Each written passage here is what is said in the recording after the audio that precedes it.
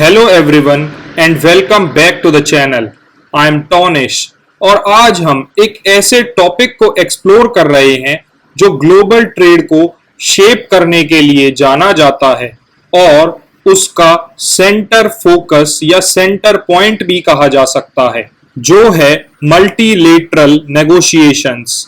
ये बहुत ही complex ongoing discussions हैं जहां देश एक साथ आते हैं इंटरनेशनल ट्रेडिंग सिस्टम के रूल्स बनाने के लिए, चाहे डिजिटल ट्रेड हो या क्लाइमेट चेंज, एग्रीकल्चर या इंटेलेक्चुअल प्रॉपर्टी। ये नेगोशिएशंस लगातार इवॉल्व हो रही हैं ताकि मॉडर्न ट्रेड के चैलेंजेस और अपॉर्चुनिटीज को एड्रेस किया जा सके। लेकिन ये टॉक्स इतनी इम्पोर्टेंट क्यों हैं और ये ग्लोबल इकोनॉमी को कैसे इम्पैक्ट करती हैं? आज हम इन की इश्यूज, मेजर प्लेयर्स और मल्टीलेटरल नेगोशिएशन का ग्लोबल ट्रेड पर पड़ने वाले असर को पढ़ने वाले हैं। तो चलिए शुरू करते हैं और देखते हैं कि इंटरनेशनल ट्रेड के रूल्स कैसे बनाए जाते हैं। सबसे पहले ये देखते हैं कि मल्टीलेटरल नेगोशिएशंस होती क्या हैं। तो अगर सिंपल टर्म्स में कहें तो ये डिस्कशंस हैं जहां काफी सारे देश एक साथ आते हैं ताकि ग्लोबल ट्रेड को गवर्न करने वाले रूल्स पर बातचीत की जा सके। मल्टीलेटरल नेगोशिएशंस का गोल ये होता है कि एक फेयर और ट्रांसपेरेंट सेट ऑफ रूल्स बनाए जाएं जो सभी देशों पर लागू हों। इससे ट्रेड के लिए एक लेवल प्लेइंग फील्ड मिलता है, जिससे ये इंश्योर होता है कि बिजनेसेस चाहे कहीं भी हों उन्हें फेयर कंपटीशन मिलेगा। मल्टीलेटरल नेगोशिएशंस का एक मेन पर्पस ये होता है कि ट्रेड बैरियर्स जैसे कि टैरिफ्स और कोटास को कम किया जा सके ताकि चीजें और सर्विसेज देशों के बीच आसानी से एक्सचेंज हो सकें। लेकिन ये सिर्फ टैरिफ्स कम करने तक लिमिटेड नहीं है, बल्कि ये एनवायरमेंटल प्रोटेक्शन, इंटेलेक्चुअल प्रॉपर्टी और डिजिटल ट्रेड जैसे टॉपिक्स पर भी रूल्स बनाने को गवर्न करता है। जब सभी देश मिलकर कॉमन रूल्स बनाते हैं तो वो ऐसे इश्यूज पर काम करते हैं जो हम सबको अफेक्ट करते हैं, जैसे कि मार्केट एक्सेस को इम्प्रूव करना, एनवायरमेंट को प्रोटेक्ट करना या ये इंश्योर करना कि सब जगह इंटेलेक्चुअल प्रॉपर्टी का ध्यान रखा जाए। ये नेगोशिएशंस जिसमें देश अपनी इकोनॉमिक फायदे पर बात करते हैं, एग्रीकल्चर, मैन्युफैक्चरिंग, सर्विस और डिजिटल ट्रेड जैसे कई सेक्टर्स को कवर करते हैं। और क्योंकि ये बहुत से अलग अलग एरियाज को कवर करते हैं, इन्हें पूरा होने में कई साल लग जाते हैं। अल्टीमेटली हम ये कह सकते हैं कि मल्टीलेटरल नेगोशिएशंस का मतलब है एक बैलेंस बनाना और ये इंश्योर करना कि ट्रेड ओपन और फेयर रहे और साथ ही हर देश की जरूरतों को भी ध्यान में रखा जाए। तो मल्टीलेटरल नेगोशिएशन ग्लोबल ट्रेड्स के रूल बनाने का एक इम्पॉर्टेंट तरीका है। ये देशों को मिलकर काम करने का मौका देता है ताकि बैरियर्स को कम किया जा सके और नए रूल्स बनाए जा सके। चलिए अब देखते हैं कौन से इम्पॉर्टेंट प्लेयर्स इन नेगोशिएशंस को इन्फ्लुएंस करते हैं और कैसे ये इन कॉम्प्लेक्स डिस्कशंस को शेप करते हैं। World Trade Organization multilateral trade negotiations का सेंटर है। WTO वो प्लेटफॉर्म है जहां देश ट्रेड एग्रीमेंट्स के लिए बातचीत करते हैं, डिस्प्यूट्स को सुलझाते हैं और ये इंश्योर करते हैं कि ग्लोबल ट्रेड स्मूथली चले। WTO का रोल ये होता है कि सभी मेंबर देशों के लिए रूल्स इक्वली अप्लाई हों और नेगोशिएशंस फेयर तरीके से कंडक्ट किए जाएं। अगर WTO ना हो तो ग्लोबल ट्रेड में ऑर्डर और कंसिस्टेंसी मेंटेन करना काफी मुश्किल हो जाएगा। United states, European union, China और इंडिया जैसी बड़ी इकोनॉमीज का मल्टीलेटरल नेगोशिएशंस में बहुत बड़ा रोल होता है। इन देशों के पास अपनी बड़ी इकोनॉमीज के कारण ज्यादा नेगोशिएटिंग पावर होती है और ये ग्लोबल ट्रेड पर अपना इन्फ्लुएंस डालते हैं। ये देश इंटेलेक्चुअल प्रॉपर्टी राइट से लेकर मार्केट एक्सेस तक के इश्यूज पर डिस्कशन को लीड करते हैं, लेकिन इन्हें अपने इंटरेस्ट्स को छोटे देशों के साथ बैलेंस करना पड़ता है, जो हमें नेक्स्ट ग्रुप तक ले जाता है, जो है डेवलपिंग कंट्रीज।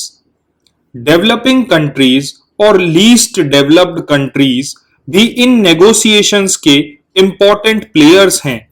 इनके पास मेजर इकोनॉमी जितनी इकोनॉमिक पावर तो नहीं होती, लेकिन ये दुनिया के बहुत बड़े हिस्सों को रिप्रेजेंट करते हैं और इन पे ग्लोबल ट्रेड पॉलिसीज का सबसे ज्यादा असर होता है। ये देश अक्सर फेयरर ट्रेड रूल्स के लिए पुश करते हैं, जो डेवलपमेंट को प्रमोट करें, फूड सिक्योरिटी इंश्योर करें और उनकी इकोनॉमी को ज्यादा पावरफुल देशों के प्रेशर से बचाएं। इन केसेस में ये देश अक्सर मिलकर काम करते हैं ताकि उनकी आवाज नेगोशिएशन प्रोसेस में सुनी जा सके। तो हम ये कह सकते हैं कि WTO मल्टीलेटरल नेगोशिएशंस के लिए स्टेज सेट करता है, लेकिन real power dynamics US, Europe जैसी बड़ी इकोनॉमीज और डेवलपिंग कंट्रीज के बीच डिस्कशंस में होती है, जो इंश्योर करते हैं कि ट्रेड रूल्स सबके लिए फायदेमंद हों। ये सभी प्लेयर्स मिलकर वो कॉम्प्लेक्स रूल्स बनाते हैं जो ग्लोबल ट्रेड को शेप करते हैं। आज हम जहां हैं उसे समझने के लिए हमें टाइम में थोड़ा पीछे जाना होगा और मल्टीलेटरल ट्रेड नेगोशिएशंस की हिस्ट्री को देखना होगा। ये बातचीत समय के साथ इवॉल्व हुई है और इसे ग्लोबल इकोनॉमिक चेंजेस और देशों के बीच ट्रेड पर कोलैबोरेशन की रिक्वायरमेंट ने शेप किया है। ये सब general agreement on tariffs and trade यानी कि गेट्स के साथ शुरू हुआ, जो 1947 में साइन किया गया था।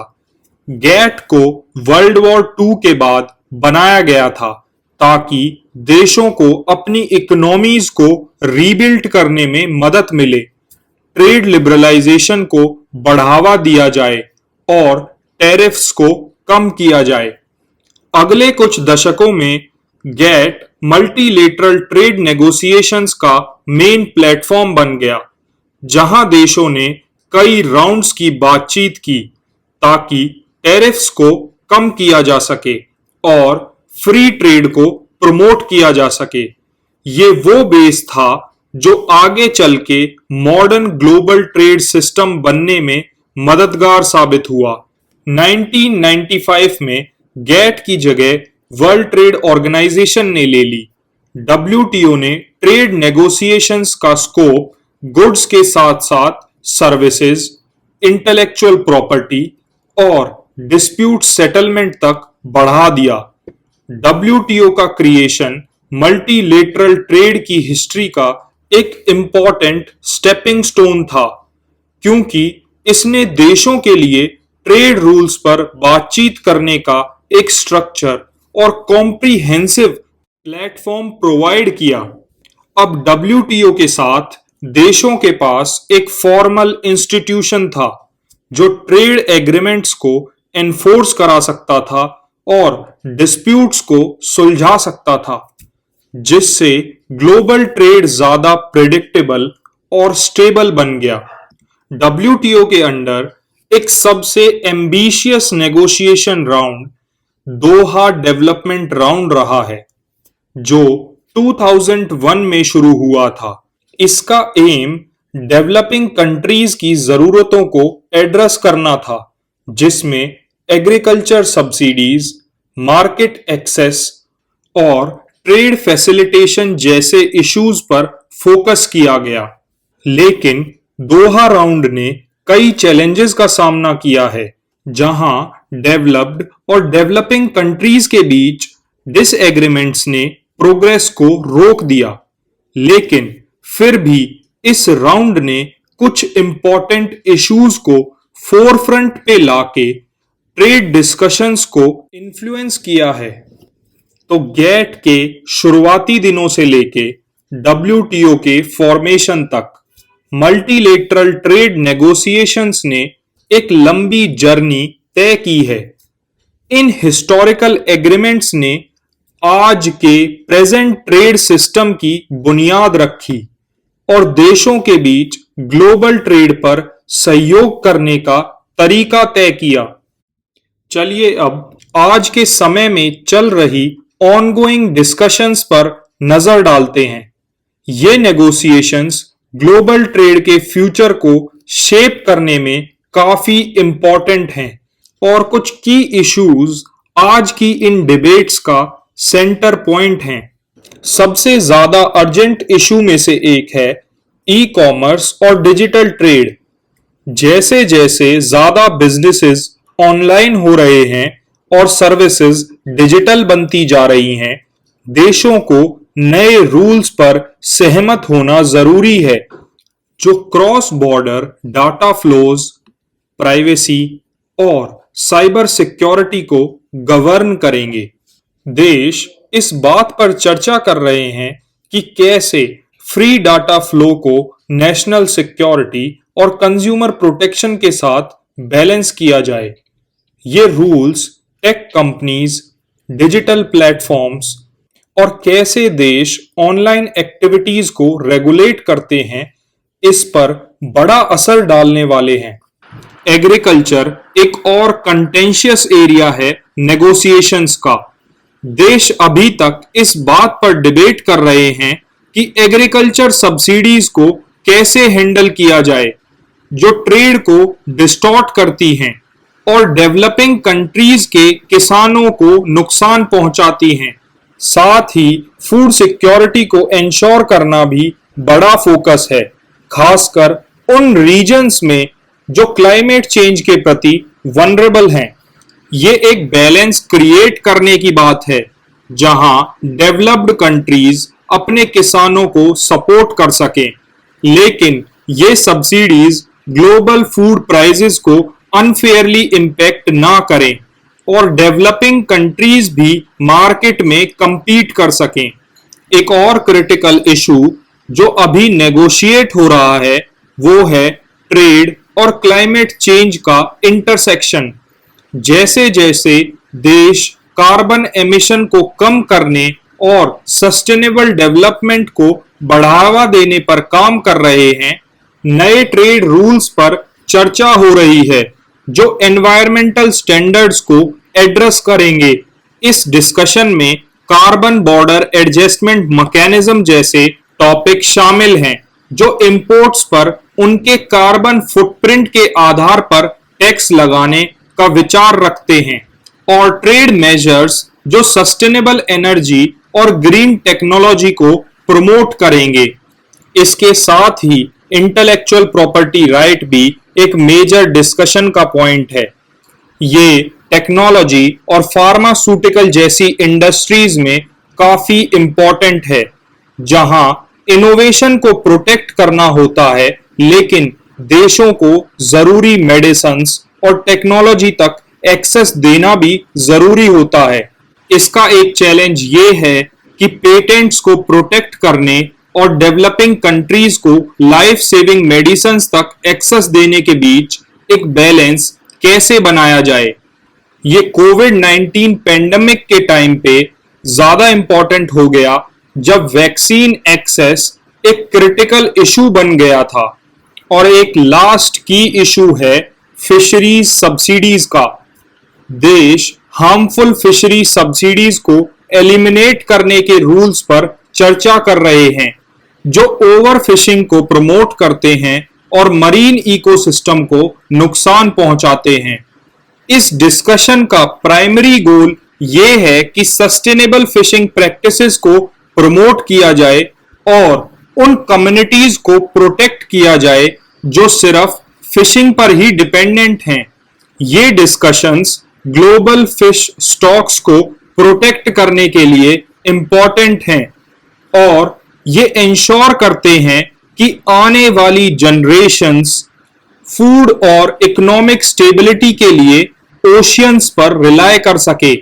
ये सभी इश्यूज ग्लोबल ट्रेड के कॉम्प्लेक्स चैलेंजेस को रिफ्लेक्ट करते हैं और इन नेगोशिएशंस के आउटकम इंटरनेशनल इकोनॉमी के फ्यूचर को शेप करेंगे। चलिए अब कुछ रीसेंट मल्टीलेटरल एग्रीमेंट्स पर नजर डालते हैं जो अभी हाल ही में तय हुए हैं। ये एग्रीमेंट्स दिखाते हैं कि देश कैसे साथ मिलकर आज एक ट्रेड चैलेंज को एड्रेस कर रहे हैं। एक सबसे इंपॉर्टेंट रीसेंट एग्रीमेंट है ट्रेड फैसिलिटेशन एग्रीमेंट जो 2017 में लागू हुआ था। इस एग्रीमेंट का प्राइमरी एम कस्टम्स प्रोसीजर को सिंप्लीफाई और मॉडर्नाइज करना है ताकि कंट्रीज के बीच गुड्स की मूवमेंट तेज और सस्ती हो सके। कस्टम्स से गुड्स को क्लियर कराने का टाइम और कॉस्ट कम करके इस एग्रीमेंट ने बिजनेसेस को ग्लोबल ट्रेड में शामिल करने में मदद की है। ये एक अच्छा एग्जाम्पल है कि कैसे मल्टीलेटरल एग्रीमेंट्स ट्रेड और इकोनॉमिक ग्रोथ को बढ़ावा दे सकते हैं। एक और इम्पॉर्टेंट एग्रीमेंट है इंफॉर्मेशन टेक्नोलॉजी एग्रीमेंट जो बहुत सारी इंफॉर्मेशन टेक्नोलॉजी प्रोडक्ट्स पर टैरिफ को खत्म करता है।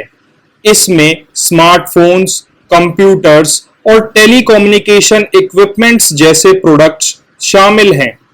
ये एग्रीमेंट टेक सेक्टर में ग्रोथ का एक बड़ा कारण है जो कंपनीज को हाईटेक प्रोडक्ट्स को बिना टैरिफ के ग्लोबली ट्रेड करने का मौका देता है। इसका फायदा ये होता है कि कंज्यूमर्स को कम दाम पर प्रोडक्ट्स मिलते हैं और बिजनेसेस अपनी ऑपरेशन को इंटरनेशनल लेवल पर स्केल कर सकते हैं। ऐसा ही एक और इम्पॉर्टेंट एग्रीमेंट है पेरिस एग्रीमेंट एंड ट्रेड। वैसे तो पेरिस एग्रीमेंट का प्राइमरी फोकस क्लाइमेट चेंज पर है, लेकिन इसका ट्रेड पर भी काफी प्रभाव है। अब देश अपनी ट्रेड पॉलिसीज में एनवायरमेंटल स्टैंडर्ड्स को शामिल कर रहे हैं ताकि पेरिस एग्रीमेंट के गोल को सपोर्ट किया जा सके। इसमें कार्बन बॉर्डर एडजस्टमेंट्स पर चर्चा भी शामिल है, जहां इंपोर्ट्स पर उनके कार्बन फुटप्रिंट्स के आधार पर टैक्स लगाया जा सकता है। साथ ही साथ इसमें ऐसे ट्रेड मेजर्स भी शामिल हैं जो रिन्यूएबल एनर्जी और ग्रीन टेक्नोलॉजी के उपयोग को बढ़ावा देने में मदद करते हैं। आज के प्रेजेंट टाइम्स में क्लाइमेट पॉलिसी और ट्रेड का इंटरसेक्शन मल्टीलेटरल नेगोशिएशंस में एक की एरिया ऑफ फोकस बना हुआ है। ये सब रीसेंट मल्टीलेटरल एग्रीमेंट्स ये दिखाते हैं कि कैसे देश मिलकर आज के ग्लोबल ट्रेड और एनवायरमेंटल चेंजेस को एड्रेस कर रहे हैं। चलिए अब जानते हैं कि ये ऑनगोइंग मल्टीलेटरल नेगोशिएशंस इतनी जरूरी क्यों हैं। ये डिस्कशंस ग्लोबल ट्रेड का भविष्य तय करते हैं, जो हमारी खरीदने वाली चीजों के दाम से लेकर डिजिटल सर्विसेज और क्लाइमेट फ्रेंडली टेक्नोलॉजीज के रूल्स तक सब पर असर डालते हैं। Multilateral negotiations global economic growth को बढ़ावा देते हैं। जब ट्रेड बैरियर्स कम होते हैं और मार्केट एक्सेस सुधरता है तो देश ज्यादा एफिशिएंटली ट्रेड कर पाते हैं, जो वर्ल्ड वाइड इकोनॉमिक एक्टिविटी को बढ़ावा देता है। ये सबसे ज्यादा डेवलपिंग कंट्रीज के लिए जरूरी है, जो ग्लोबल ट्रेड का इस्तेमाल ग्रोथ और नई जॉब्स क्रिएट करने के लिए कर सकते हैं। ये मल्टीलेटरल एग्रीमेंट्स बिजनेसेस के लिए फॉरेन मार्केट्स में नई अपॉर्चुनिटीज ओपन करते हैं, जिससे बिजनेसेस अपने आप को आगे बढ़ाकर ग्लोबल मार्केट प्लेस में एस्टैब्लिश कर सकते हैं। Multilateral negotiations fair trade rules बनाने में भी मदद करते हैं, जो सभी देशों के हित में हों, चाहे वो डेवलप्ड कंट्रीज हों या फिर डेवलपिंग कंट्रीज। ये रूल्स ये इंश्योर करते हैं कि ट्रेड सिर्फ कुछ बड़ी इकोनॉमीज तक सीमित ना रहे और छोटे देशों की भी ग्लोबल ट्रेडिंग सिस्टम को शेप करने में एक अहम भूमिका हो। अगर ये नेगोशिएशंस नहीं होती तो हमें ज्यादा प्रोटेक्शनिज्म और ट्रेड कॉन्फ्लिक्ट्स देखने को मिलते, जिससे ग्लोबल इकोनॉमी की स्टेबिलिटी को नुकसान पहुंचता। ये मल्टीलेटरल नेगोशिएशंस इसलिए भी जरूरी हैं क्योंकि ये देशों को आज के मॉडर्न चैलेंजेस के साथ अडॉप्ट करने का मौका देती हैं। चाहे बात हो डिजिटल ट्रेड के बढ़ते प्रभाव की, क्लाइमेट चेंज का समाधान निकालने की या ग्लोबल सप्लाई चेन्स पर पेंडेमिक के असर की, ये नेगोशिएशंस इंश्योर करती हैं कि ट्रेड के रूल्स नए हालात के मुताबिक इवॉल्व होते रहें। देश जब मिलकर नेगोशिएट करते हैं तो वो ऐसे एग्रीमेंट्स बना सकते हैं जो इन इश्यूज को एड्रेस करें, जिससे ग्लोबल ट्रेडिंग सिस्टम मजबूत और 21st सेंचुरी के चैलेंजेस के प्रति सेंसिटिव रहे। आसान शब्दों में, ऑनगोइंग मल्टीलेटरल नेगोशिएशंस एसेंशियल हैं इकोनॉमिक ग्रोथ को बढ़ाने के लिए, फेयर ट्रेड रूल्स बनाने के लिए और जो ग्लोबल चैलेंजेस हम फेस कर रहे हैं उनके साथ एडजस्ट करने के लिए। ये नेगोशिएशंस एक फाउंडेशन प्रोवाइड करती हैं स्टेबल और प्रॉस्परस ग्लोबल ट्रेड के लिए, जो देशों, बिजनेसेस और कंज्यूमर्स सभी को फायदा पहुंचाती है। तो चलिए जल्दी से एक रिकैप करते हैं कि हमने क्या क्या कवर किया। हमने देखा कि कैसे ये मल्टीलेटरल नेगोशिएशंस ग्लोबल ट्रेड के रूल्स को शेप करती हैं, जैसे बैरियर्स को कम करना, फेयर स्टैंडर्ड्स बनाना और मॉडर्न चैलेंजेस जैसे डिजिटल ट्रेड और क्लाइमेट चेंज को एड्रेस करना। हमने की प्लेयर्स पर भी बात की, जिसमें वर्ल्ड ट्रेड ऑर्गेनाइजेशन, बड़े देश जैसे यूएस और चाइना और डेवलपिंग कंट्रीज शामिल हैं, जो इन बातचीतों को आगे बढ़ाने में एक इंपॉर्टेंट रोल प्ले करते हैं।